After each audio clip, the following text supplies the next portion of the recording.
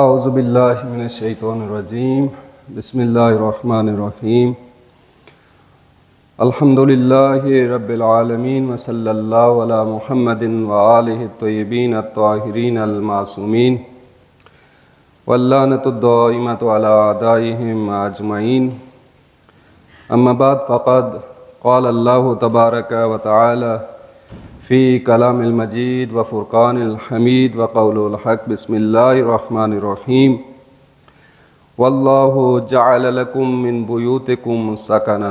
ایک صلوات پڑھنے پر محمد و آل محمد۔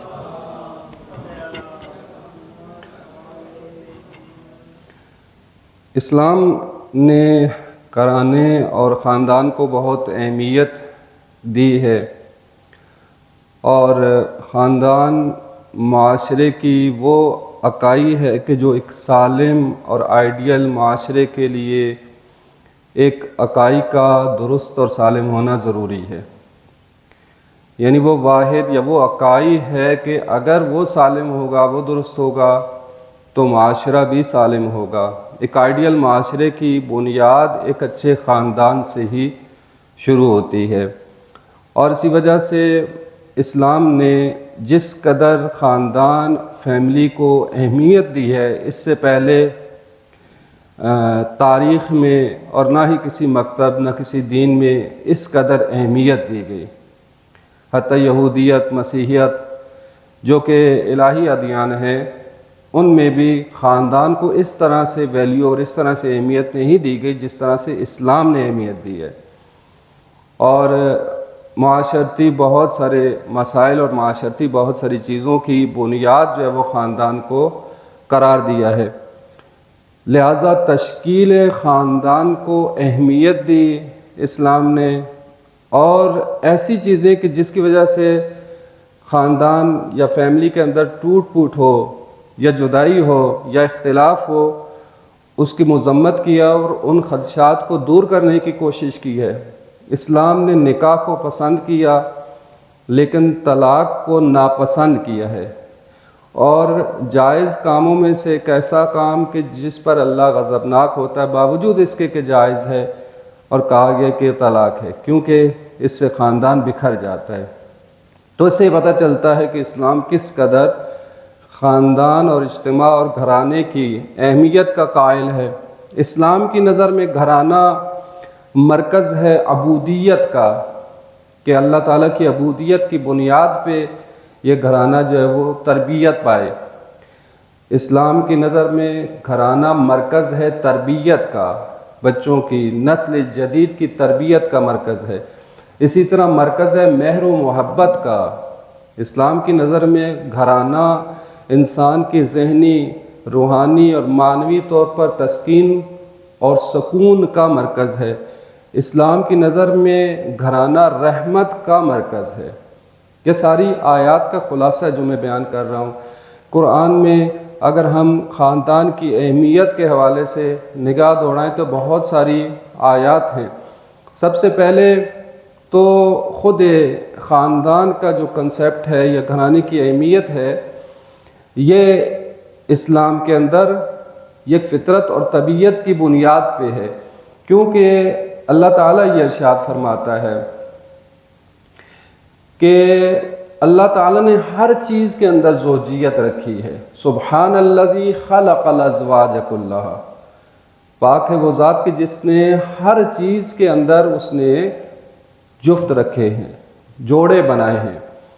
مما تنبت الارض، وہ چیزیں جو زمین سے اگتی ہیں ان میں بھی، ومن انفسکم، اور تمہارے نفسوں کے اندر بھی، تمہارے اندر بھی، ومما لا یعلمون، اور اسی طرح وہ مخلوقات کہ جنہیں تم نہیں جانتے ان میں بھی اللہ نے جوڑے بنائے ہیں، یا وہ چیزیں کہ جن کو تم نہیں جانتے ان کو بھی جوڑے بنائے ہیں۔ یعنی گویا کہ تمام مخلوقات میں اللہ تعالیٰ نے جوڑے بنائے ہیں۔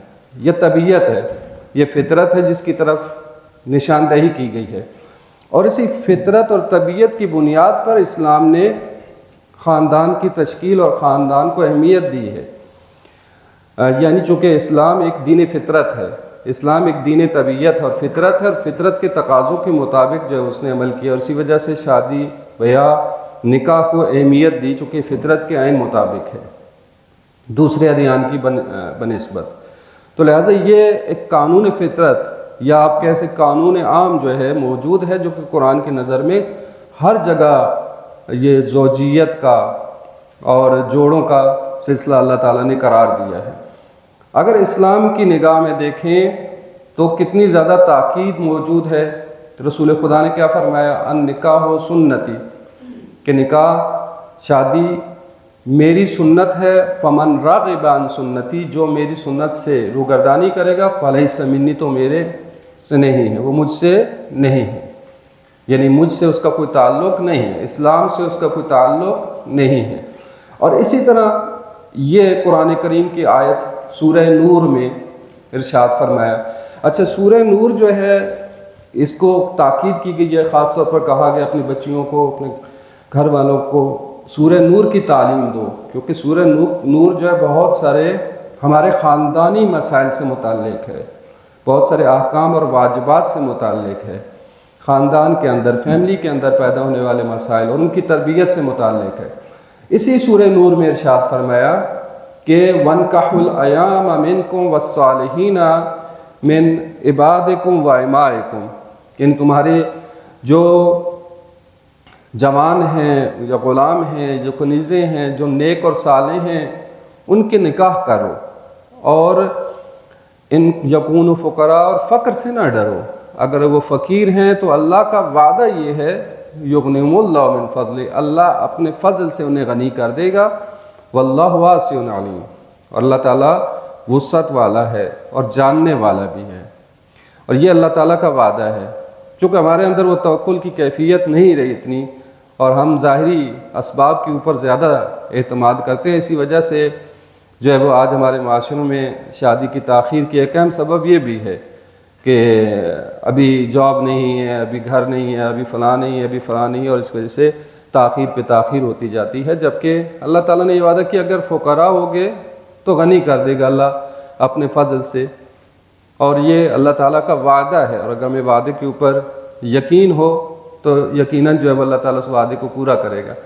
اسی طرح رسول خدا نے یہ بھی فرمایا ہے کہ اسلام میں ما بنیا بناء فی الاسلام احب الی اللہ عز وجل من التزویج، کہ شادی سے بڑھ کر، نکاح سے بڑھ کر اللہ تعالیٰ نے اسلام میں کوئی ایسی بنیاد نہیں رکھی. یعنی جو سب سے زیادہ پسند ہے اللہ تعالیٰ کو ایک بنیاد، وہ شادی اور نکاح ہے.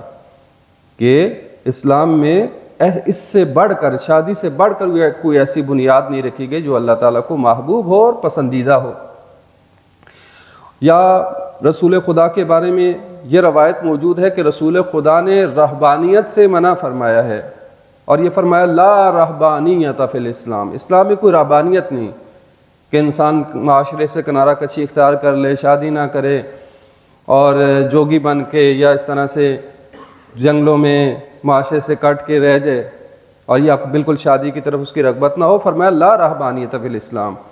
اور پھر فرمایا کہ تزوجوا فانی مقاصر بکم الامم، نکاح کرو، شادی کرو، بے شک قیامت میں دوسری امتوں پر، اپنی امت کی کثرت پر فخر کروں گا.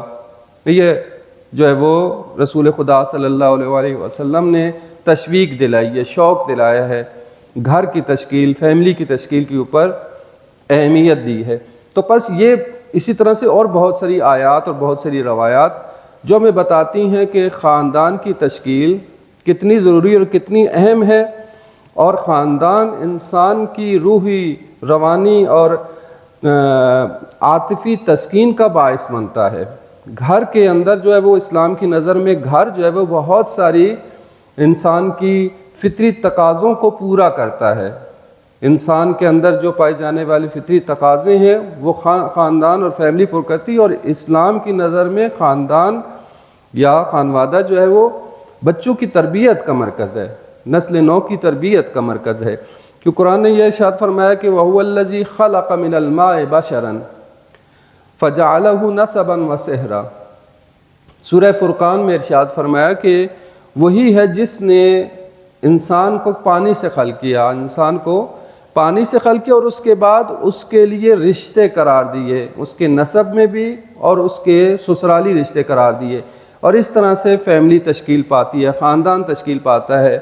اور اسلام کی نظر میں خاندان ایک ایسی اکائی ہے کہ جو معاشرے کی بنیادی ترین اکائی ہے، جو ایک مرد اور عورت سے مل کر تشکیل پاتا ہے اور اس طرح سے آگے بچوں کے ذریعے سے تکمیل ہوتا ہے، اور جس میں حقیقت یہ ہے کہ یہ خاندان ایک عقیدے کی بنیاد پہ قائم ہے اور معنویت کی بنیاد پہ قائم ہے، تقدس کی بنیاد پہ قائم ہے، کہ جس سے ایک اعلیٰ نسل پروان چڑھتی ہے۔ اس لیے اسلام نے خاندان کو اہمیت دی ہے۔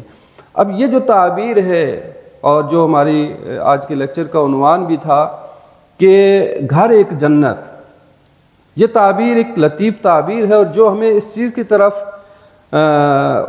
ہمارا ذہن متوجہ کرتی ہے کہ اسلام نے جو فیملی کو، خاندان کو، گھر کو اتنی زیادہ اہمیت دی ہے اور اس کے اہداف کو بیان کیا ہے، وہ حقیقت میں اگر ہم جنت والوں اور بہشتی لوگوں یا بہشت کی خصوصیات کو پڑھیں تو وہی خصوصیات ہیں جو گھر کی خصوصیات ہیں۔ یعنی اسلام کی نظر میں ایک آئیڈیل گھر، ایک آئیڈیل گھرانہ، اس میں وہ تمام خصوصیات موجود ہیں جو بہشت والوں، جنت والوں یا اہل جنت کی خصوصیات بیان کی گئی ہیں۔ یعنی اگر ہم کمپیئر کریں جنت والوں یا بہشت والوں کی خصوصیات کا، وہی خصوصیات اسلام کی نظر میں ایک فیملی، ایک آئیڈیل خاندان کے اندر ہونی چاہیے، اور اللہ تعالیٰ نے قرار دیے ہیں۔ ہمارا کام ہے حفاظت کرنا۔ جیسے جنت والوں کی بہت ساری خصوصیات بیان کی ہیں، ان کی طرف میں ہم آتے ہیں۔ سب سے پہلے اللہ تعالیٰ یہ بیان فرماتا ہے کہ دیکھو یہ جو خاندان ہے، یہ خاندان باعث ہے، اسی خاندان کی بیس پہ ہی تمہیں بہشت میں لے کے جانا اللہ تعالیٰ نے۔ قرآن کریم میں ارشاد فرماتا ہے سورہ رعد میں کہ جنات عدن یدخلونہا، بہشت کی وہ جنتیں، بہشت کے وہ باغات کہ جن میں تم نے داخل ہونا ہے، وہ داخل ہوں گے اس میں، وَمَنْ صَلَحَ مِنْ آبَائِهِمْ، وہ خود بھی داخل ہوں گے، اور وہ جو کہ ان کے آبا میں سے جو صالح ہوں گے، اور ان کے ازواج میں سے، وَذُرِّيَّاتِهِمْ، اور ان کی نسلوں میں سے، ان کی اولادوں میں سے وہ داخل ہوں گے، وَالْمَلَائِكَةُ يَدْخُلُونَ عَلَيْهِمْ مِنْ كُلِّ بَابٍ، اور فرشتے ہر صنف میں، ہر دروازے ان پر داخل ہوں گے، ان کو سلام کریں گے اور ان کا احترام کریں گے۔ یعنی پوری فیملی کو جنت میں داخل ہونے کی بات کی جا رہی ہے۔ یہ فیملی جنت میں جائے گی، خود انسان بھی جائے گا، اس کی بیوی بھی جائے گی، اس کے بچے بھی جائیں گے، اس کے آبا بھی جائیں گے۔ یعنی اگر خاندان حقیقی معنوں میں جو اسلام نے جس خاندان کا کنسیپٹ دیا ہے اور جس فیملی کا کنسیپٹ دیا ہے اور جس کا تقدس کا خیال رکھا ہے اسی طرح سے رکھا جائے، تو اسلام کہتا ہے پورا کا پورا خاندان جو ہے وہ جنت میں جائے گا۔ اور اس کے علاوہ بھی بہت ساری آیات ہیں جس میں فرمایا گیا کہ ہم ان کے اولادوں کو ان کے والدین سے، یا والدین کو ان کے اولادوں سے ملا دیں گے آخرت میں، قیامت کے دن، اور بہشت میں وہ ایک جگہ اکٹھے ہوں گے اور بہترین زندگی گزاریں گے۔ تو یعنی اسلام چاہتا ہے کہ اسی فیملی کے بیس میں تم بہشت پہ جاؤ۔ اب ہم دیکھتے ہیں اہل بہشت، جنت والوں یا جنت کی کیا خصوصیات ہیں کہ جو اگر ایک فیملی کے اندر ہو تو وہی گھر اسی دنیا میں رہتے ہوئے یہ گھر جنت بن جاتا ہے۔ دیکھیں اہل جنت یا بہشت والوں کی کچھ خصوصیات خود قرآن کریم نے بیان کی ہیں۔ سب سے پہلے یہ کہ امن اور سلامتی اور پاکیزگی۔ سورہ زمر میں اللہ تعالیٰ یہ ارشاد فرماتا ہے کہ امن اور سلامتی اور اسی طرح سے پاکیزگی ان کے اندر موجود ہے۔ سورہ زمر میں ارشاد فرماتا ہے کہ وَسِيقَ الَّذِينَ اتَّقَوْا رَبَّهُمْ إِلَى الْجَنَّةِ زُمَرًا، کہ وہ جنہوں نے تقوی اختیار کیا انہیں جنت کی طرف گروہ گروہ لے کے جایا جائے گا۔ حَتَّى إِذَا جَاءُوهَا وَفُتِحَتْ أَبْوَابُهَا قَالَ لَهُمْ خَزَنَتُهَا سَلَامٌ عَلَيْكُمْ طِبْتُمْ فَادْخُلُوهَا خَالِدِينَ، یہاں تک کہ جب جنت کے پاس پہنچیں گے، جنت کے دروازے کھولے جائیں گے، تو جنت کے محافظ انہیں کہیں گے کہ تم پر سلام ہو، تم پاک و پاکیزہ ہو گئے، بس داخل ہو جاؤ اس بہشت میں، اس جنت میں داخل ہو گئے۔ یعنی اہل جنت کی خصوصیت یہ بیان کی گئی ہے کہ ان کے لیے سلامتی ہے، ہر طرح کی سلامتی ہے۔ جب بھی فرشتے ان کے پاس آئیں گے کہیں گے سلام سلامہ، ٹھیک ہے۔ اور یہ کہا گیا کہ اس میں کوئی لغو نہیں سنیں گے، ہمیشہ سلامتی سلامتی ہوگی، سلامتی، سکون، پاکیزگی۔ البتہ اس کی بنیاد کیا ہے؟ تقوی الہی، ایمان، تقوی، عمل صالح بنیاد ہے، وہ اس کے ریشہ ہے اور بنیاد ہے جس کی بنیاد پہ ان کو بہشت مل رہی ہے۔ تو ایک خصوصیت یہ ہو گئی بہشت والوں کی کہ ان کے اندر جو ان کو سلامتی، سکون میسر ہوگا، پاکیزگی۔ فرمایا کہ تم پر سلام ہو، طب تم پاک و پاکیزہ ہو گئے۔ اسی طرح دوسری خصوصیت جو قرآن نے بیان کی کہ ان کے اندر مہر و محبت ہوگی، مودت ہوگی، آپس میں آشتی ہوگی ان کے درمیان، اہل بہشت کے درمیان۔ جیسے فرمایا لا یسمعون فیہا لغوا ولا تأثیما الا قیلا سلاما سلاما، کہ بہشت میں نہ وہ برائی کو، نہ کسی لغو کو، نہ کسی گناہ کی بات کو سنیں گے، بلکہ سلام ہی سلام، اور ایک دوسرے کے ساتھ آشتی اور محبت اور مودت کے ساتھ رہیں گے۔ اہل بہشت آپس میں بیٹھ کے مودت سے گفتگو کریں گے اور ان کے درمیان رشتہ ہوگا محبت کا، مودت کا رشتہ ہوگا۔ اسی طرح فرمایا کہ عفو و درگزر اہل جنت کی خصوصیت ہے۔ جیسے فرمایا کہ الذین ينفقون فی السراء والضراء والکاظمین الغیظ والعافین عن الناس۔ اہل بہشت اور حقیقی ایمان والے اور اہل بہشت کون ہیں؟ جو لوگوں کو جو سختیوں میں بھی، آسانیوں میں بھی انفاق کرتے ہیں اور معاف کر دیتے ہیں۔ والقاظمین الغیظ، غصے کو پی جاتے ہیں، والعافین عن الناس، لوگوں سے درگزر کرتے ہیں، اور اللہ محسنین کو پسند کرتا ہے۔ پس ایک خصوصیت اہل بہشت کی یہ ہے کہ وہ عفو و درگزر کرنے والے ہیں۔ اسی طرح رحمت اور بخشش یہ اہل بہشت کی، جنت والوں کی خصوصیت ہے۔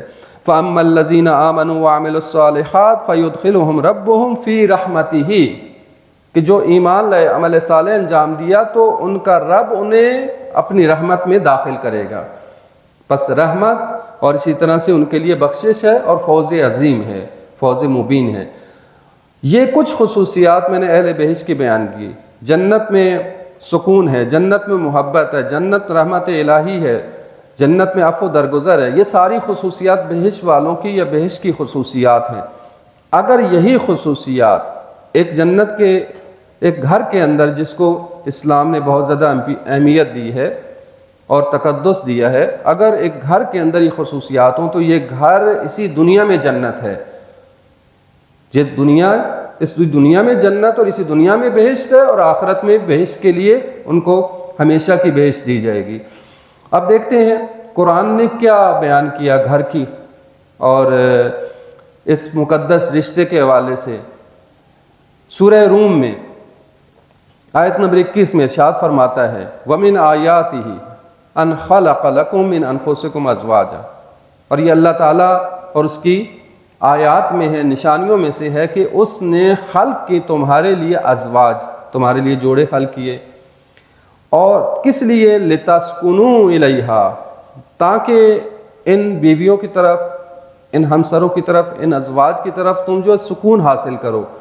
وَجَعَلَ بَيْنَكُمْ مَوَدَّةً وَرَحْمَةً، اور تمہارے درمیان مودت بھی رکھ دی اور رحمت بھی رکھ دی۔ بے شک اس میں نشانیاں ہیں اس قوم کے لیے جو فکر کرتے ہیں۔ یعنی اللہ تعالیٰ نے خاندان کی تشکیل کا جو مقصد بیان کیا ہے کہ یہ جو جوڑے اللہ تعالیٰ نے بنائے ہیں اور ان کے درمیان کیا قرار دیا؟ مودت قرار دی، محبت قرار دی۔ پہلا ہدف یہ لِتَسْكُنُوا، سکون ہے۔ اہل بہشت کی خصوصیت ہم نے بیان کی کہ ان کے لیے سلامتی ہی سلامتی ہوگی، سکون ہوگا، امن میں رہیں گے، ان کے لیے امن ہوگا، لا خوف علیہم ولا هم یحزنون، امن ہوگا، سکون ہوگا، کسی خوف میں مبتلا نہیں ہوں گے۔ اسی طرح سے قرآن نے خاندان کی تشکیل اور میاں بیوی کے درمیان جو رابطہ ہے اس کے لیے فرمایا کہ لِتَسْكُنُوا إِلَيْهَا، یعنی پہلا ہدف یہ کہ سکون حاصل کرنا، وہ گھر سکون کا مرکز ہونا چاہیے، امن و سلامتی کا مرکز ہونا چاہیے۔ وَجَعَلَ بَيْنَكُمْ مَوَدَّةً وَرَحْمَةً، اور اس نے قرار دیا تمہارے درمیان مودت کو بھی اور رحمت کو بھی۔ مودت یک طرفہ نہیں ہوتی، مودت دو طرفہ ہوتی ہے، دو طرفہ علاقہ، دو طرفہ ایک دوسرے کے ساتھ جو ہے وہ اظہار، اور مودت کے اندر اظہار موجود ہوتا ہے۔ اس کے اندر بہت سارے نکات، مودت کا لفظ کیوں استعمال کیا ہے، تب مفسرین نے بہت ساری اس کے حوالے سے نکات بیان کیے۔ اور اسی طرح رحمت، مودت بھی رکھ دی اور رحمت بھی رکھ دی، اور اس کے درمیان بھی فرق بیان کیا ہے کہ مودت کہ ممکن ہے جوانی میں ہو، مودت ہو، لیکن بڑھاپے میں آ کے زیادہ رحمت کی ضرورت ہوتی ہے۔ رحمت یعنی وہ مہربانی ہے، ٹھیک ہے، کہ ممکن ہے وہ محبت کی وہ کیفیت نہ رہے، لیکن جب ایک دوسرے کا سہارا بن جاتے وہ رحمت کی کیفیت آ جاتی ہے۔ اور رحمت سازگار ہے اس صورت میں کہ فرض کیا کہیں غصے میں ہی آ جائے تو غصے میں بھی آ کے حد سے تجاوز نہیں کرتے۔ رحمت کا تقاضا یہی ہے کہ ایک دوسرے کی غلطیوں کو معاف کر دیتے ہیں، عفو درگزر سے کام لیں گے۔ یعنی رحمت کے اندر بھی بہت سارے مفاہیم پوشیدہ ہیں کہ اللہ تعالیٰ نے مودت بھی رکھی کہ مودت کی بنیاد پہ، اور اسی طرح سے رحمت بھی رکھ دی ہے۔ اچھا، یہ ایک اور نقطہ یہ ہے کہ اللہ تعالیٰ نے یہ رکھ دیا ہے، سکون حاصل کرو، مودت رکھ دی، رحمت رکھ دی۔ ہمارا کام مودت کو کسب کرنا یا رحمت کو کسب کرنا، حاصل کرنا نہیں ہے۔ یعنی تم اگر خاندان تشکیل دو تو اللہ تعالیٰ نے یہ میاں بیوی کے درمیان مودت بھی رکھ دیا، رحمت بھی رکھ دی ہے، یعنی تمہارا کام ہے حفاظت کرنا، محفوظ کرنا۔ جیسے اللہ تعالیٰ نے فطرتاً انسان کے اندر توحید پرستی رکھی ہے، انسان کے اندر بہت ساری ایسی فطرتی خصلتیں رکھی ہیں کہ انسان کا کام ہے اس کی حفاظت کرنا۔ اگر وہ حفاظت کرے تو وہ فطرتاً راستگو ہے، سچائی کو پسند کرتا ہے، ظلم سے نفرت کرتا ہے۔ یہ انسان کے اندر رکھ دی، انسان کے نیچر میں رکھ دی ہے۔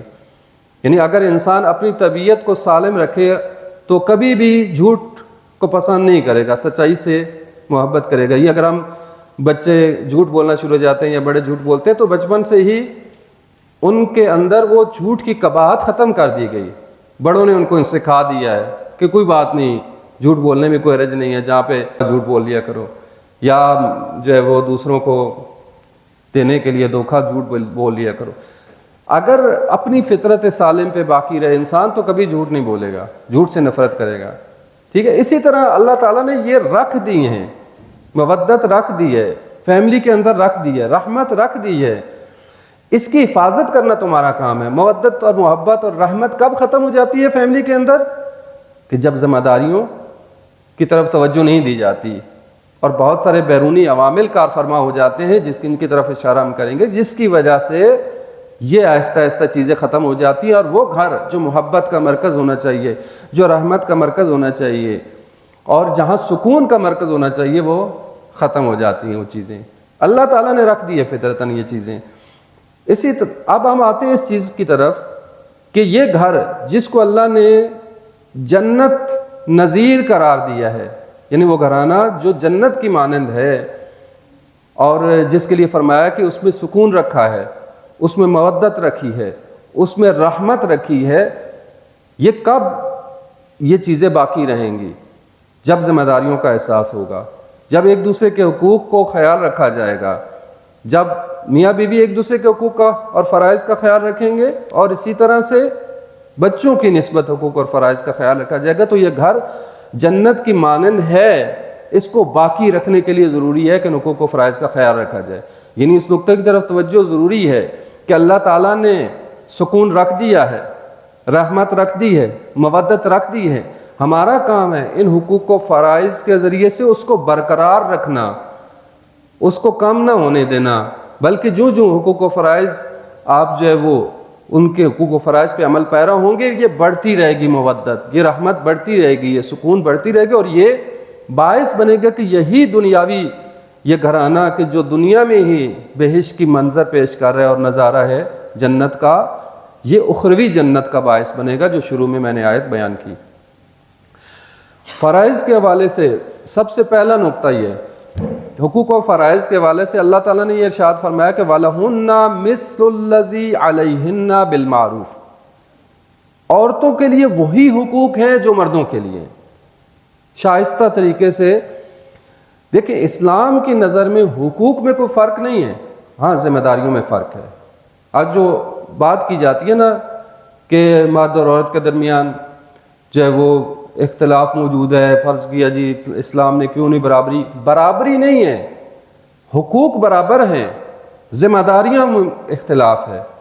جب بات کی جاتی ہے برابری کی تو وہاں پہ ذمہ دار، دیکھیں اسلام نے عورت کو اور مرد کو اس کی ذہنی، جسمانی اور ہر اس طرح کی جو کیفیات ہیں اس کے اعتبار سے ہر ایک کو ذمہ داریاں دی ہیں۔ مرد کا کام عورت نہیں کر سکتی، عورت کا کام مرد نہیں کر سکتا، دونوں کو جو ذمہ داریاں دی ہیں وہ برابر۔ لیکن انسانیت کے اعتبار سے تمام جہاں عمل صالح کی بات کی، عامل کہ وہاں پہ فرمایا کہ صالحین صالحات، مومنین مومنات دونوں کو رکھا ہے۔ لہذا حقوق کے اعتبار سے فرمایا کہ وَلَهُنَّ مِثْلُ الَّذِي، ان کے لیے وہی حقوق ہیں جو تمہارے لیے ہیں، ہاں ذمہ داریوں میں فرق ہے۔ پھر ارشاد فرمایا، دیکھیں ذمہ داریوں کے حوالے سے، فرائض کے حوالے سے قرآن یہ کیا بیان فرماتا ہے، ایک بہت ہی خوبصورت تعبیر ہے میاں بیوی کے حوالے سے۔ فرمایا کہ وَهُنَّ لِبَاسٌ لَكُمْ وَأَنْتُمْ لِبَاسٌ لَهُنَّ، سورہ بقرہ کی آیت نمبر 187 میں، وہ تمہارے لیے لباس ہے، تم ان کے لیے لباس ہو۔ بہت خوبصورت تعبیر ہے۔ لباس کیا کرتا ہے؟ لباس کی کچھ خصوصیات ہوتی ہیں۔ لباس انسان کے لیے زینت کا باعث بنتا ہے، خوبصورتی کا باعث بنتا ہے، اور میاں بیوی بھی ایک دوسرے کے لیے زینت کا باعث ہے، ایک دوسرے کے لیے، نہ کہ معاشرے کے لیے۔ یعنی میاں اور بیوی خود ایک دوسرے کے لیے زینت کا باعث ہے اور خود ایک دوسرے کے لیے زینت کریں۔ اسلام نے تاکید کی کہ بیوی شوہر کے لیے زینت کرے، نہ کہ غیر محرم کے لیے یا باہر کے لیے زینت کرے، بلکہ باہر جائے تو اپنی زینت کو چھپائے۔ اسی طرح شوہر کی بھی ذمہ داری ہے کہ بیوی کے لیے زینت کرے۔ وہ آفس میں جائے گا، باہر جائے گا، پارٹی میں جائے گا، سج دھج کے جائے گا، باہر جب گھر میں ہوگا، ٹھیک ہے، جس طرح توقع شوہر کی ہے اسی طرح بیوی کی توقع بھی ہے کہ وہ شوہر بھی اس کے لیے زینت کرے۔ زینت صرف عورت کے لیے نہیں ہے، مرد کے لیے بھی ہے، ٹھیک ہے۔ تو ہم گھروں میں کیا کس انداز سے ہوتے ہیں، خیر وہ الگ مسئلہ ہے، ٹھیک ہے، کہ شوہر بیوی کے لیے زینت کرے، زینت کا باعث بنے، اور بیوی شوہر کے لیے زینت کا باعث بنے، یہ عفت کا باعث ہے۔ لباس کی خصوصیت کیا ہے؟ لباس ساتر بدن ہوتا ہے، بدن کے عیوب کو چھپاتا ہے، بدن کو چھپاتا ہے۔ میاں بیوی بھی ایک دوسرے کے لیے ساتر ہیں، ایک دوسرے کے عیوب کو چھپاتے ہیں، ایک دوسرے کی کمیوں کو، ان کی پرسنالٹی، ان کی شخصیت میں اگر کوئی نقص موجود ہے، ایک اس کو کمی کو چھپاتے ہیں اور اس کو کم کرنے کی کوشش کرتے ہیں، ایک دوسرے کی ترقی کا باعث بنتے ہیں، ایک دوسرے کے مددگار ہوتے ہیں۔ اسی طرح لباس کی خصوصیت یہ ہے کہ لباس انسان کے جسم کو محفوظ کرتا ہے بہت سارے خطرات سے، بیرونی خطرات سے، بہت ساری چیزوں سے، گرمی سردی سے بچاتا ہے، محفوظ کرتا ہے۔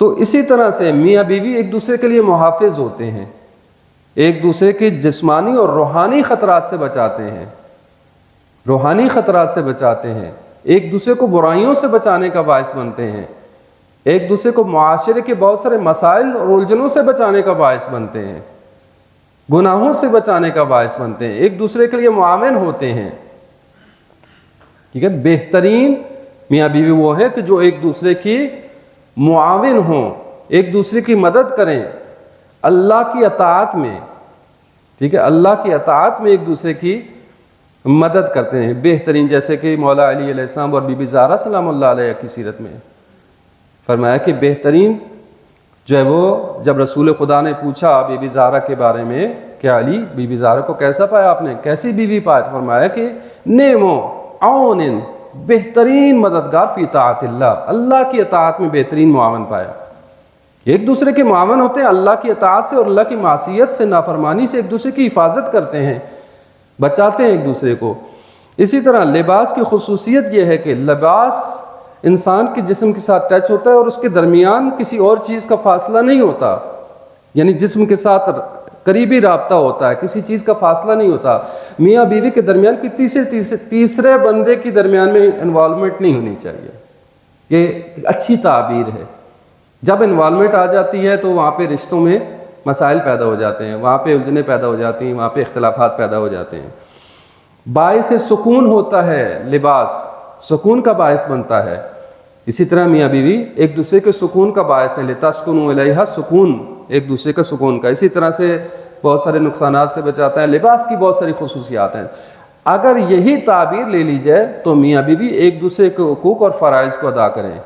یہ قرآن کی بہترین تعبیر ہے حقوق اور فرائض کے اعتبار سے، اور کتنا خوبصورت ایک رشتے کو بیان کر دیا ہے قرآن نے اس تعبیر کے ذریعے سے۔ ہن لباس لکم، وہ تمہارے لیے لباس ہیں اور تم ان کے لیے لباس ہو۔ اسی طرح ارشاد فرمایا کہ نساؤکم حرث لکم، تمہاری بیویاں تمہارے لیے کھیتی ہیں۔ فاتوا حرثکم ان نشئتم وقدموا لانفسکم، کہ شادی کا ہدف اور مقصد یہ ہے کہ ایک کھیتی کی تربیت ہے۔ ایک جیسے فرمایا نا کہ دنیا مزرعۃ الآخرہ ہے، دنیا آخرت کی کھیتی ہے۔ یہ دنیا میں جو تمہارے لیے شادی اللہ تعالیٰ نے قرار دی اور تمہارے لیے ازواج قرار دی ہیں، یہ حقیقت میں تم ایک کھیتی بو رہے ہو، ایک نسل پروان چڑھا رہے ہو۔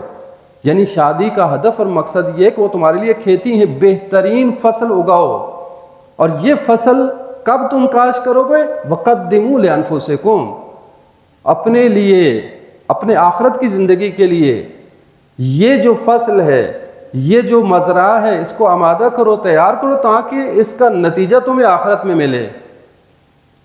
یعنی الدنیا مزرعۃ الآخرہ، جو فرمایا دنیا آخرت کی کھیتی ہے، تو یہاں پہ جو کچھ بو گے وہی کاٹو گے۔ یہ خاندان، یہ فیملی، یہ میاں بیوی کا جو رشتہ ہے، فرمایا یہ حرث لکم، تمہارے لیے کھیتی ہیں۔ یہاں پہ تمہارے لیے بہترین اور سعادت مند اور صالح نسل تیار ہونی چاہیے۔ یہ نسل دنیا اور آخرت تمہارے لیے ذخیرہ کا باعث بنیں گے۔ یہ دنیا اور آخرت میں تمہارے لیے ایک بہترین کھیتی ہے۔ وقدموا لانفسکم، اپنے آخرت کے لیے اس کو ذخیرہ کرو، آخرت کے لیے بھیجو اس کو۔ پس ہدف یہ ہے کہ بہترین نسل کی تربیت کرنا ہے۔ اسی طرح یہ ارشاد فرمایا کہ وَمِنْ اخلاق الانبیاء حب النساء، یہ روایت ہے کہ انبیاء کے اخلاق میں سے ایک اہم خصلت یہ ہے، ایک اچھا اخلاق یہ ہے کہ وہ اپنی بیویوں سے محبت کرتے تھے۔ تو یعنی یہ میاں اور بیوی کے آپس میں رابطے کے اعتبار سے جو ہے وہ حقوق و فرائض کے اعتبار سے۔ اسی طرح قرآن نے یہ بیان کیا الرجال قوامون علی النساء، کہ گھر کا جو ماحول ہے اس میں نظم برقرار رکھنا ضروری ہے تاکہ اعتدال باقی رہے۔ اور اس حوالے سے اللہ تعالیٰ نے یہ بیان فرمایا کہ مرد عورتوں پر نگہبان ہیں۔ اچھا، یہ القوامون کی جو تعبیر لائی گئی ہے، اس سے لوگوں نے، بعض نے غلط فائدہ اٹھایا اور یہ سمجھنے لگے کہ الرجال قوامون علی النساء یعنی مرد جو ہے وہ عورتوں پر حاکم ہیں، عورتوں پر فضیلت ہے، مرد کی جو مرضی ہے کرے، ٹھیک ہے، کیونکہ وہ حاکم ہے۔ نہیں، یہ نہیں بیان کیا گیا۔ قوام کسے کہتے ہیں؟ قوام کی جو تعبیر ہے بڑی اہم ہے۔ جو خیمہ نصب کیا جاتا ہے، پرانے زمانوں میں خیمے نصب کیے جاتے تھے، تو بڑا خیمہ، اس خیمے کے درمیان میں ایک لکڑی یا ایک ڈنڈا ہوتا ہے کہ جو اس خیمے کو اوپر باقی رکھنے کے لیے باعث بنتا ہے۔ یعنی مین جو ایک لکڑی ہوتی ہے جو درمیان میں ہوتی ہے، یہ جو مین لکڑی ہے اس کو کہتے ہیں قوام، اور جب یہ لکڑی گر جائے تو پورا خیمہ نیچے آ جاتا ہے۔ اور اسی وجہ سے پرانے زمانوں میں جب کسی عورت کا شوہر فوت ہو جاتا تھا تو اس کے خیمے کی لکڑی کو کھینچ دیا جاتا تھا، یعنی یہ تعبیر ہوتی تھی کہ اس کا شوہر دنیا سے چلا گیا ہے۔ قوام کی تعبیر جو بیان کی ہے کہ پورا جو گھر ہے، خاندان کا سسٹم ہے، وہ ایک بندے کے سر پہ کھڑا ہے اور پوری ذمہ داری اس کے اوپر ہے۔ یعنی یہاں ذمہ داری کو بیان کیا گیا ہے، نہ کہ فضیلت کو۔ الرجال قوامون علی النساء، نگہبان ہیں، ذمہ دار ہیں، بما فضل اللہ بعضهم علی بعض، یعنی جو اللہ تعالیٰ نے ذمہ داریاں لگائی ہیں بعض کی بعض کے حوالے سے، تو ذمہ داریوں کے اعتبار سے سب سے بڑی ذمہ داری مرد کی ہے، ٹھیک ہے، اس کے بعد خاتون کی ذمہ داری ہے۔ اور اس وجہ سے کہ چونکہ وہ انفاق کرتے ہیں، خرچ کرنا کی ذمہ داری مرد کے اوپر ہے، ٹھیک ہے، عیال کی بیوی کے خرچہ دینا، بچوں کا خرچہ دینا مرد کی ذمہ داری ہے اور خاتون کی ذمہ داری نہیں ہے۔ اگر خاتون کام کرتی ہے ٹھیک ہے اور شوہر اگر راضی ہے اور کام کرتی ہے تو حرج نہیں ہے، کرے، لیکن شوہر کی ذمہ داری ہے گھر کے خرچ کو پورا کرنا، بیوی کی ذمہ داری نہیں ہے، ٹھیک ہے۔ اور یہ ذمہ داریوں کو بیان کیا گیا ہے، لہذا قوام کی تعبیر بہت اہم ہے جو اللہ تعالیٰ نے بیان فرمائی۔ اسی طرح اللہ تعالیٰ یہ بیان فرما رہا ہے کہ وَالَّذِي خَلَقَكُم مِّن نَّفْسٍ وَاحِدَةٍ کہ تمہیں ایک ہی نفس سے پیدا کیا ہے، وَجَعَلَ مِنْهَا زَوْجَهَا لِيَسْكُنَ عَلَيْهَا کہ اس سے جوڑا بنایا تاکہ انسان اس سے سکون حاصل کرے۔ یعنی یہ ذمہ داری ہے میاں اور بیوی کے کہ گھر کے ماحول کو سکون رکھے، پرسکون رکھے، وہاں پہ الجھنیں پیدا نہ ہونے دیں، وہاں پہ جھگڑا پیدا نہ ہونے دیں۔ اگر اونچ نیچ ہو جاتی ہے تو ایک دوسرے سے عفو درگزر سے کام لیں، معاف کرنے کی جو وہ سلیقہ سیکھیں، صبر و تحمل کا سلیقہ سیکھیں، وگرنہ ممکن ہے کہ چھوٹی چھوٹی چیزیں باعث بنے کہ معاملات بہت زیادہ الجھ جائیں اور جس کی وجہ سے معاملات جو ہے وہ گھروں کے ماحول خراب ہوتے ہیں، اور باقی افراد کو انوالو جب کیا جاتا ہے میاں بیوی کے مسائل کے درمیان تو پھر معاملات بہت زیادہ بگڑ جاتے ہیں۔ اور اکثر یہی ہوتا ہے جب تیسری پارٹی کو انوالو کیا جاتا ہے شوہر کی فیملی کی طرف سے یا بیوی کی فیملی کی طرف سے، جب انوالومنٹ ہو جاتی ہے تو پھر معاملات بہت زیادہ بگڑ جاتے ہیں اور پھر حد سے عبور کر جاتے ہیں۔ اچھا، اب سیرت کے حوالے سے اب دیکھیں تو رسول خدا کی سیرت اور اخلاق کو بیان کیا گیا ہے فیملی کے حوالے سے کہ رسول خدا خاندان کو، فیملی کو، گھر کو کس قدر اہمیت دیتے تھے کہ باوجود اپنی تمام تر مصروفیات میں گھر کے لیے خاص وقت نکالتے تھے۔ امام حسین علیہ السلام نے فرمایا، اپنے والد گرامی سے سوال کیا کہ رسول خدا کی سیرت کیا تھی، کہ گھر اور خاندان کے حوالے سے کیا سیرت تھی، تو مولا علی علیہ السلام نے بیان فرمایا کہ کان دخولہ لنفسی معزونا لہ فی ذالک، سب سے پہلے تو یہ کہ رسول خدا کا اپنا گھر تھا، لیکن فرمایا جب گھر میں داخل ہوتے اجازت لیتے تھے، سلام کرتے تھے اہل گھر والوں کو، جب داخل ہوتے تو وہاں اجازت لیتے، سلام کرتے۔ فَإِذَا أَوَى إِلَى مَنزِلِهِ جَزَّا دُخُولَهُ ثَلَاثَةَ أَجْزَاء، جب گھر میں آتے تھے تو اپنے گھر کی روٹین اور اپنے گھر کے اوقات کو 3 حصوں میں ڈیوائیڈ کرتے، 3 حصوں میں ڈیوائیڈ کرتے۔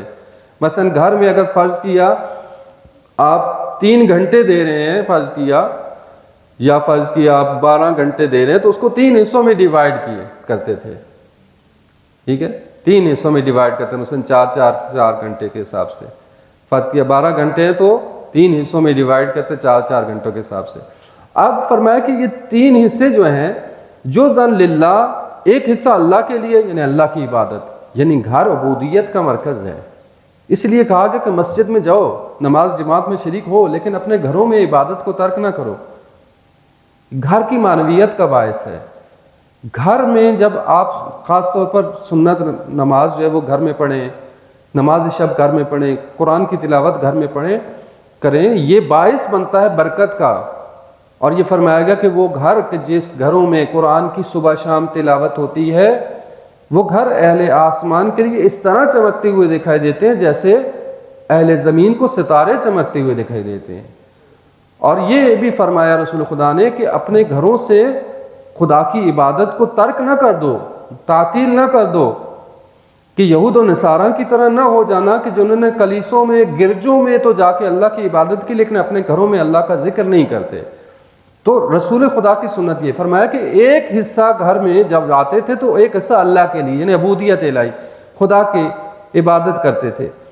وَجُزًا لِأَهْلِهِ، ایک حصہ اپنے اہل کے لیے، اپنے گھر والوں کے لیے مخصوص کر دیتے تھے، ٹھیک ہے۔ اور تیسرا وَجُزًا لِنَفْسِهِ، اور ایک حصہ اپنے لیے، اس میں آرام بھی ہے، اس میں اپنی اصلاح بھی ہے، اپنے ذاتی امور کو بھی انجام دینا ہے۔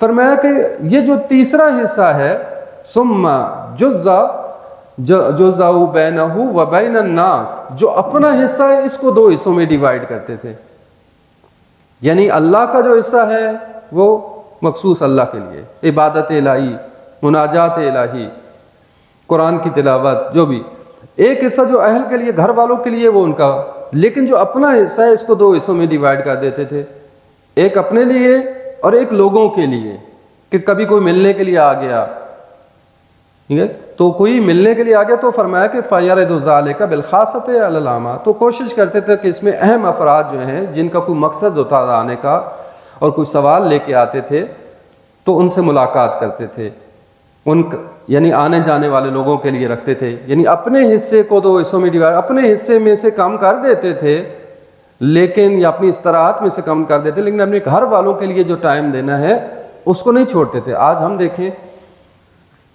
شوہر گھر کے باہر جاتا ہے، ٹھیک ہے، آفس میں جاتا ہے، کام کرتا ہے، اور پھر اس کے بعد اپنے دوستوں کے ساتھ بھی گپے شپے لگاتا ہے، جو کچھ بھی ہے، لیکن جو یہ گھر میں آتا ہے تو گھر میں آ کے آج جو کہ سوشل میڈیا کا دور آ گیا اور یہ جو الیکٹرانک میڈیا اور خاص طور پر موبائل آ گیا، جس کی وجہ سے ہماری زندگیاں اتنی بزی ہو گئی ہیں کہ اس نے ہماری زندگیوں کو بزی کر دیا، خواہ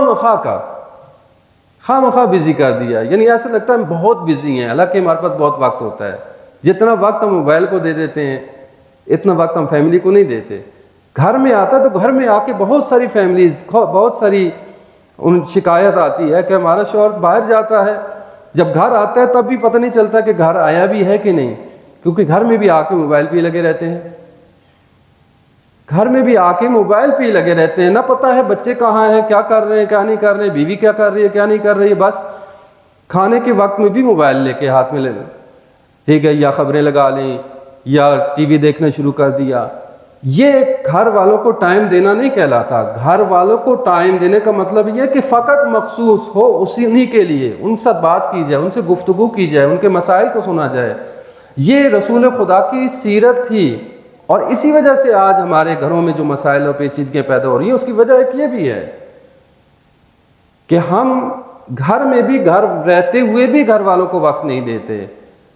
ہمیں گھر میں رہتے ہوئے بھی ہمارا ذہن و دماغ، اور اسی وجہ سے پھر بچے بھی ہماری دیکھا دیکھی ایسے ہی کرتے ہیں، ہر ایک اپنا اپنا موبائل، اپنا ٹیبلیٹ، اپنا لیپ ٹاپ لے کے الگ الگ جو ہے وہ اپنے اپنے لگے ہوئے ہیں، یعنی گھر میں رہتے ہوئے بھی ہمارا دل و دماغ ایک دوسرے کے ساتھ نہیں ہوتا، حتیٰ کھانا کھاتے ہوئے بھی ہمارا دل و دماغ ایک دوسرے کے ساتھ نہیں ہوتا، کھانا کھاتے ہوئے بھی ہم موبائل پہ لگے ہوتے ہیں۔ یہ بہت بڑی آفت ہے فیملیز کے لیے، اور جس کی وجہ سے مسائل پیدا ہو رہے ہیں، بہت زیادہ سوال آتے ہیں، مسائل آتے ہیں اس طرح کے کہ شوہر صاحب تو آتے ہیں گھر میں تو موبائل کو آ کے شروع ہو جاتے ہیں اور رات تک وہ بیٹھے رہتے ہیں، کوئی توجہ نہیں ہے نہ بیوی کی طرف نہ بچوں کی طرف، اور بہت سارے تو ایسے ہیں آج کل پب جی کھیلنا شروع ہو جاتے ہیں۔ میں نے ایک فیملی کو دیکھا ہے کہ خود باپ بھی پب جی کھیلتا ہے، بچے بھی کھیلتے ہیں، 3-4 سال کا بچہ بھی، وہ بھی پب جی کھیلتا ہے، پوری فیملی کو پب جی پہ لگا دیا۔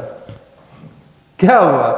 اب کیسی تربیت کریں؟ وہ گھر سکون کا مرکز تھا، وہ گھر تقدس کا مرکز تھا، وہ گھر عبودیت الہی کے لیے اللہ تعالیٰ نے اس کو قرار دیا ہے۔ یہ گھر تمہارے لیے جنت تھا، اس جنت کو کیا بنا دیا تم نے؟ یہ وہ حالت ہے واقعا ہماری فیملیز کی، ہمارے گھروں کی۔ اپنے گریبانوں میں جھانکنا پڑے گا، آیا ہم یہ رسول خدا کی سیرت پہ عمل کر رہے ہیں یا نہیں کر رہے؟ اسی طرح امام باقر علیہ السلام کی سیرت کے بارے میں صلی علی محمد وعلی فرمایا، امام رضا علیہ السلام سے روایت ہے کہ ایک گروہ جو ہے رسول امام کی خدمت میں آیا تو دیکھا کہ امام نے سیاہ رنگ کا خضاب کیا ہوا ہے، اپنے داڑھی کو خضاب کیا ہوا ہے۔ وہ حیران ہوئے، انہوں نے کہا کہ یا ابن رسول اللہ یہ کیا ہے، کیوں خضاب کیا آپ نے؟ اپنے محاسن کو خضاب کرنے کی کیا ضرورت ہے آپ کو؟ تو امام نے فرمایا کہ میں ایک ایسا فرد ہوں کہ میری بیوی ہے، میرے بچے ہیں، میرے گھر والے ہیں، اور میں اپنی بیویوں سے محبت کرتا ہوں، اور میں ان کے لیے اپنے آپ کو تیار کرتا ہوں، آمادہ کرتا ہوں، جیسے پہلے بیان کیا کہ بیوی شوہر کے لیے حسن کرے، زینت کا باعث بنے، اور شوہر بیوی کے لیے نہ اپنے آپ کو وہ اسی طرح سے اجاڑی رکھے، نہ اپنی داڑھی کی اصلاح کرے، نہ درست کرے، نہ بہترین صاف کپڑے نہ پہنے، بس ایسے ہی جو ہے وہ میلے کچیلے کپڑے گھر میں جو ہیں، گھر میں تو بس جو ہے وہ حالت ایسی ہوتی ہے ہماری کہ خدا نہ خاصہ باہر والا بندہ دیکھ لے تو پریشان ہو جائے کہ یہ وہی شخص ہے جو کہ آفس میں ہوتا ہے۔ حالت یہ ہوتی ہے واقعاً، جبکہ سیرت عائمہ کیا ہے؟ عائمہ کی سیرت، رسول خدا کی سیرت کیا ہے؟ کس طریقے سے گھر والوں کے لیے اپنے آپ کو تیار کرتے تھے۔ مولا علی اور بی بی زہرا سلام اللہ علیہ کی سیرت، ایک صلوات پڑھ لیں بر محمد و آل محمد۔ صلی اللہ محمد، کہ جو بہترین فیملی ہیں، یعنی ایک آئیڈیل فیملی ہیں، ایسا جوڑا ہے کہ واقعاً آئیڈیل ہیں، اولین و آخرین کے لیے آئیڈیل ہیں، اور ان کی سیرت سے ہمیں بہت کچھ ملتا ہے۔ دو نقطے ان کی سیرت کے والے سے، ایک یہ کہ دو طرفہ محبت اور ایک دوسرے کا غمخوار ہونا، اور یہ میاں بیوی کے اندر یہ خصلت ہونی چاہیے، یہ ہمدردی، یہ مودت اور رحمت کا تقاضا یہ ہے کہ جس کو اللہ تعالیٰ نے بیان کیا ہے۔ مولا علی علیہ السلام کیا فرماتے ہیں؟ مولا فرماتے ہیں بی بی زہرا کے بارے میں، فواللہ ما اغضبتها ولا اکرہتها، دو طرفہ، کہ خدا کی قسم میں نے کبھی بھی حضرت زہرا کو کبھی غضبناک نہیں کیا، اور کبھی ان کو کسی ایسے کام پہ مجبور نہیں کیا کہ جو ان کو ناپسند ہو، کبھی بھی نہ، کبھی بھی، یعنی فرمایا کہ حتیٰ یہاں تک کہ قبضہ اللہ عز وجل الیہ، یہاں تک کہ ان کی وفات ہو گئی یا دنیا سے چلی گئی، یعنی پوری زندگی کبھی میں نے ان کو غضبناک نہیں کیا، ان کو ناراض نہیں کیا، اور کوئی ایسا کام نہیں کیا جس کام کرنے پہ مجبور نہیں کیا جو ان کو ناپسند ہو۔ اور دوسری طرف سے بی بی زہرا کی بھی یہ سیرت، فرمایا ولا اغضبتنی، اور کبھی انہوں نے بھی مجھے ناراض نہیں کیا، غضبناک نہیں کیا، ولا عصت لی امرن، کبھی بھی میرے کسی کام کی نافرمانی نہیں کی، کسی بات کی نافرمانی انہوں نے نہیں کی۔ وَلَقَدْ كُنْتُ أَنظُرُ إِلَيْهَا فَتَنْكَشِفَ عَنِّي الْهُمُومَ وَالْأَحْزَانِ، یہ بہت بڑی خوبصورتی ہے، بہت بڑی خصلت ہے۔ فرمایا کہ جب بھی میں انہیں دیکھتا تو میرے دل کی رنجشیں، غم و غصہ ختم ہو جاتا تھا۔ یعنی کمال ہے، یہ وہ الفت اور یہ وہ مودت ہے کہ جو اسلام چاہتا ہے، اور اسلام کے آئیڈیل جوڑے کے اندر، یعنی مولا علی اور بی بی زہرا ایک آئیڈیل جوڑا ہے اسلام کا، اس آئیڈیل جوڑے کی یہ خصوصیت ہے۔ فرمایا، مولا فرماتے جب بھی میں انہیں دیکھتا تو میری تمام غم، تمام تکلیفیں دور ہو جاتی تھیں، یہ اور بہترین ان کا دل خوشحال ہو جاتا ہے۔ یہ وہ خصوصیت ہے جو پیدا کرنے کی ضرورت ہے۔ اسی طرح دوسری خصوصیت فرمایا کہ گھر کے کاموں اور ذمہ داریوں کے حوالے سے بھی تقسیم تھی، ایک دوسرے کے ساتھ تعاون کرتے تھے۔ فرمایا امام جعفر صادق علیہ السلام سے روایت ہے کہ امام علی علیہ السلام گھر کے لیے پانی اور ایندھن، لکڑیاں لے کے آتے تھے۔ گھر کے باہر کے امور کو، تمام گھر کے باہر کے امور کو مولا اپنے ذمہ لیا ہوا تھا، اور رسول خدا نے پہلے دن سے تقسیم کی تھی کہ علی گھر کے باہر کے امور آپ کے ذمہ ہوں گے، گھر کے اندر کے امور جو ہیں وہ بی بی زہرا کے ذمہ ہوں گے۔ یہ ایک بہترین تقسیم ہے، ان مرد اور عورت کی ذمہ داریوں کے اعتبار سے، ان کی جسمانی ساخت کے اعتبار سے ایک بہترین تقسیم ہے جو اسلام نے کی ہے۔ فرمایا کہ امام علی گھر کے لیے پانی لے کے آتے، ایندھن لے کے آتے، لکڑیاں لے کے آتے، لیکن بی بی زہرا گھر کے امور انجام دیتی تھی، چکی چلا کر دانے پیستی تھیں، آٹا گوندتی، روٹی پکاتی، گھر کے کاموں کو منظم کرتی، گھر کی چیزوں کو نظم دیتی تھیں۔ البتہ جب مولا علی کہیں جنگ پہ جاتے تھے یا کہیں مصروف ہوتے تھے، نہیں ہوتے تھے، تو پھر بی بی زہرا حتیٰ گھر کے باہر بھی کام کرتی رہی ہیں، پانی لے کے آتی رہی ہیں، ٹھیک ہے، لیکن وہ مجبوری کی صورت میں جب نہیں ہوتے تھے، لیکن روٹین کا جو ذمہ داریاں تھیں یہی تھیں۔ ایک دوسرے کے لیے معاون ہوتے ہیں، یہ نہ ہو کہ شوہر بیوی تمام ذمہ داریاں بیوی کو دے دی، بس ہی تم نہیں چلانا ہے گھر، یہ لو، میں تو جو پیسے کما کے لاتا ہوں بس، اس سے زیادہ میرے میں کچھ نہیں ہے، یہ نہ ہو۔ اور معمولاً ایسا ہی ہوتا ہے کہ ہم جو ہے شوہر جو ہے گھر میں آتا ہے، ایک برتن ادھر سے ادھر اٹھا کے نہیں رکھتا، جہاں کیا بیٹھا ہے وہیں پہ آ کے بیٹھنا ہے، اور سو گیا، وہیں پہ اس کے سامنے کھانا حاضر کیا جائے، وہیں اس کے جو ہے وہ برتن بھی اٹھائے جائیں، یہ درست نہیں ہے، یہ سیرت عامہ کی بالکل مخالف ہے، اور جس کی وجہ سے گھر میں قدورتیں پیدا ہوتی ہیں، اختلافات پیدا ہوتے ہیں، جھگڑے پیدا ہوتے ہیں، ٹھیک ہے۔ تعاون کیا جائے ایک دوسرے کے ساتھ، اچھا برتاؤ کیا جائے۔ اب آتے ہیں تیسری اکائی کی طرف، جو کہ اولاد ہے، یعنی گھر کا ایک اہم حصہ اولاد ہے کہ جن سے ہے میاں بیوی بنیاد رکھتے ہیں، اور اولاد کے ذریعے سے گھرانہ تشکیل پاتا ہے، یعنی گھر اس وقت تک گھرانہ نہیں بنتا جب تک کہ اولاد نہیں ہوتی۔ لیکن اولاد یہ نہیں ہے کہ اولاد کو پیدا کر کے چھوڑ دیا جائے، نہیں، بہت ذمہ داریاں ہیں، دونوں طرفوں سے ہیں۔ سب سے پہلے تو یہ کہ اولاد کے لیے ضروری کیا ہے، قرآن نے کیا بیان کیا، قرآن نے یہ بیان کیا کہ اولاد کی ذمہ داری یہ ہے کہ والدین کے ساتھ احسان کریں۔ وَقَضَىٰ رَبُّكَ أَلَّا تَعْبُدُوا إِلَّا إِيَّاهُ، کہ اللہ نے یہ فیصلہ کر دیا کہ اس کے سوا کسی کی عبادت نہ کی جائے اور والدین کے ساتھ احسان کیا جائے، یعنی اپنی عبادت کے ساتھ والدین کے ساتھ احسان کو جوڑ دیا۔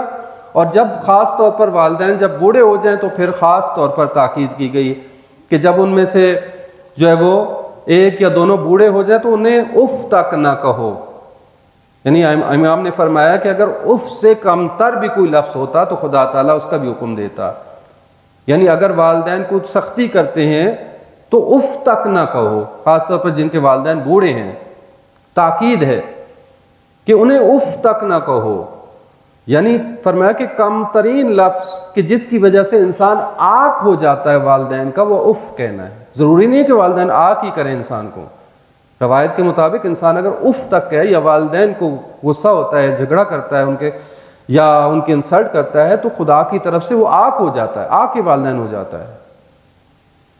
اور رحمت الہی اس شخص سے جو والدین کا آک ہو جاتا ہے، رحمت الہی اس سے دور ہو جاتی ہے، کوسوں دور ہو جاتی ہے۔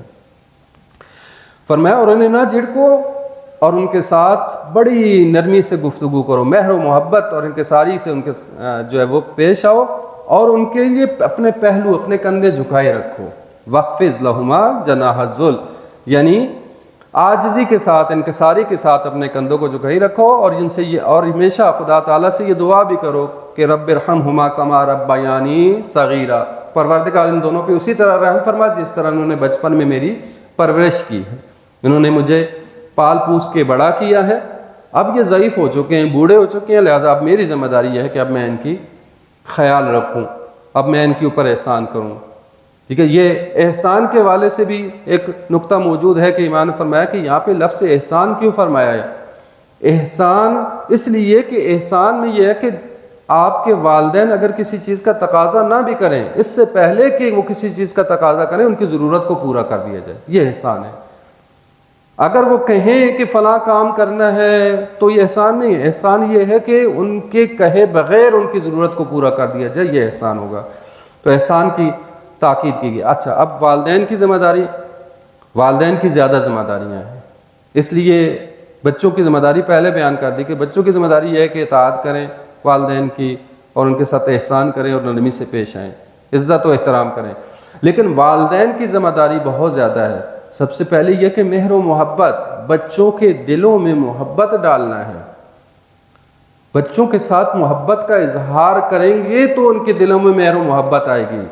امام کیا فرماتے ہیں؟ امام فرماتے ہیں کہ ان اللہ لا یرحم العبد لشدت حبہ لولدہ، کہ اللہ تعالیٰ اس بندے پر رحم فرماتا ہے کہ جو اپنی اولاد کے ساتھ بہت شدت سے محبت کرتا ہے، یعنی اپنی اولاد سے محبت کرو اور اظہار کرو۔ حتیٰ یہ بیان کیا گیا کہ بوسہ دینا، کہ بچوں کو بوسہ دو، بچوں کو پیار کرو، اگر بوسہ دو گے پیار کرو کہ اللہ کی رحمت تمہاری اوپر نازل ہوتی ہے اور جنت کے درجات تمہیں ملیں گے آخرت میں۔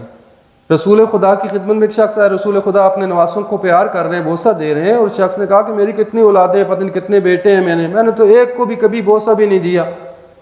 جب وہ شخص چلا گیا تو اللہ تعالیٰ نے، رسول خدا نے فرمایا کہ یہ شخص، اس سے رحمت الہی دور ہے، اس کے دل میں ذرا بھی محبت نہیں ہے۔ تو لہٰذا محبت جو ہے وہ اولاد کے ساتھ، یہ جتنی محبت کرو گے یہ آپ کو ریٹرن ہوگی، اگر محبت نہیں کرو گے تو ریٹرن بھی نہیں ہوگی۔ البتہ تربیت بہت ضروری ہے۔ اسی طرح بیان فرمایا کہ اچھا نام رکھنا، آداب اور تعلیم قرآن۔ رسول خدا نے فرمایا کہ والد کا حق یہ ہے کہ حق الوالد ولدی علی الوالد ان یحسن اسمہ وَيَحْسُنَ أَدَبَهُ وَيُعَلِّمُهُ الْقُرْآنَ۔ فرمایا کہ والد کا حق یہ ہے کہ بچے کے اوپر، بچے کا باپ کے اوپر حق یہ ہے کہ وہ اس کا اچھا نام رکھے اور اچھی تربیت دے اور قرآن کی تعلیم دے۔